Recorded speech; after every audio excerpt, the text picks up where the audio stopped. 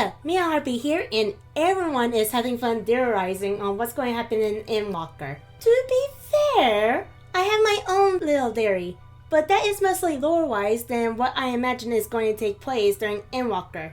It's the very first video I made, so if you haven't seen it yet, you can go ahead and check it out if you want. So because everyone is busy talking about Endwalker, why not talk about what may come after the grand arc that is Hydaelyn vs Zodiark? So exciting, and yet slightly scary to think about. Don't know about you guys, but I've seen enough different series and sequels where the story writing goes downhill. But for now, I'm going to place my hopes and trust on Yoshi P and the writing team on coming up with a grand new adventure for us. So, what's going to happen after we stop the final days and such? Honestly, it's sort of an open book for now in terms of the far future. But I do have a feeling that right after this arc, Hydaelyn and Zodiark won't be around anymore. I mean, I wouldn't know how, but the fact that it's their personal arc makes me feel like this is it sort of vibes. I'm sure the world will still be sundered as it is now, but the possibilities would mean that the Saiyans will no longer be our enemies, or at least most of them.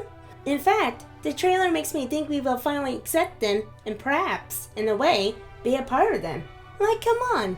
First part of the trailer is literally Zen wearing a cloak that's very Saiyan-like and on the moon. I'm sure that I'm not the only one who thought that when seeing it. I also imagine the war between Eorzea and the Garleans will mostly be over. Some probably will still want to have a go at it like we learned from Heavensward. But I think the Garleans will mostly be busy with rebuilding their homes. I can imagine the Grand Company of Eorzea might take part in helping out. Don't know really, because I feel like everyone will be a bit preoccupied with repairs, rebuilding, and restoring the environment. But the Guardians seem to have it worse than us. In terms of the environment, we did hear how the first time the final days happened, the world was a mess. Though, if Zodiark is gone after Endwalker, that means he won't be around to help out with Earth Day, if you know what I mean. Heck, it would be quite interesting, even funny, if it turns out the island sanctuaries that we'll be getting would actually be a way to get adventurers to do their part by taking care of the islands. Of course, I don't know if that'll be the actual case or not. But yeah, I can imagine the first patch or so would possibly be about the world restoration.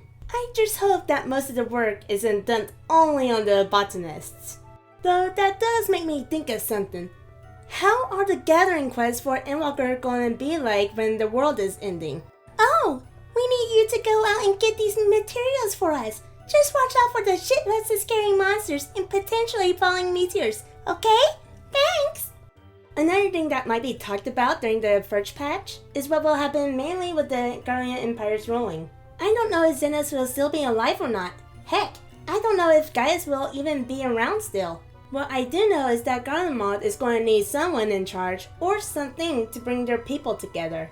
And I cannot imagine their ways changing quickly, like Ishkar where it became democratic, since Garlemald seems to have a much larger population. Well, I imagine Dalmasca and possibly other regions no longer being under Garlean control. But I specifically mean the people who grew up in Garlemald is probably going to want someone to rule for them, because it's something they are probably very comfortable with. And I doubt Zenos would really care if he's still alive. I personally would say Gaius should rule since he's a much better person now than before, but the duty of Emperor was always handed down by family, so I don't know how things will play out with that. But after all of this, I'm unsure where the writers will take us. I mean, we could possibly go to the first again to see how they are doing since it's possible the final days affected the other shards. I know there's a possibility of trying to recover the 13th shard, or the Void, because it was brought up multiple times. So that could be an arc right there. We could also visit the other shards. Heck, some might end up being very different from the source, like what happened at the first. I personally think it would be interesting if one of the shards was actually under Garlean rule, or some other big bad empire, and for us to do anything, we had to be Imperial soldiers, and not for infiltration. Though, that's just my imagination running wild and most likely won't happen. I was mainly giving an example that timelines can stray, even though the shards are reflections of our world. Anything can happen with these shards we have yet to visit.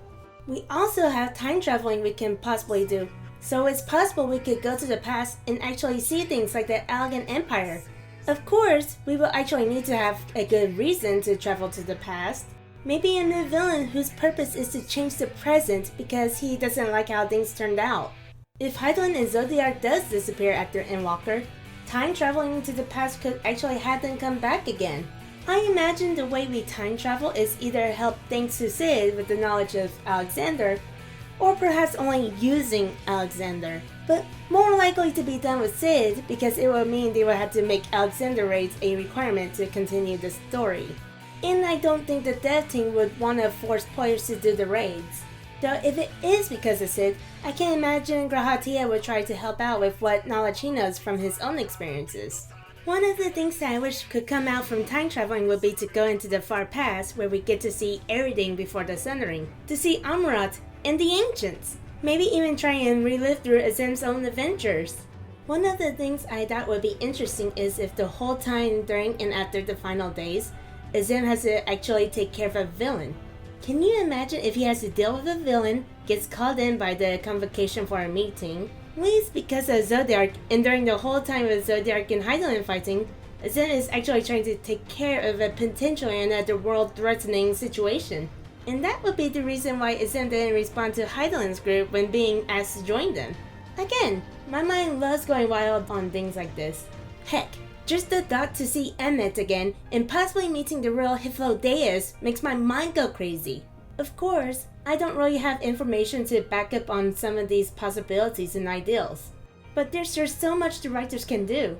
I mean, I'm no professional. I don't have the Final Fantasy XIV books, so there are details I'm probably missing. I haven't read all the tales you can find on their website, though the few I did read was very enjoyable, and the mention of grades will always bring a smile to my face.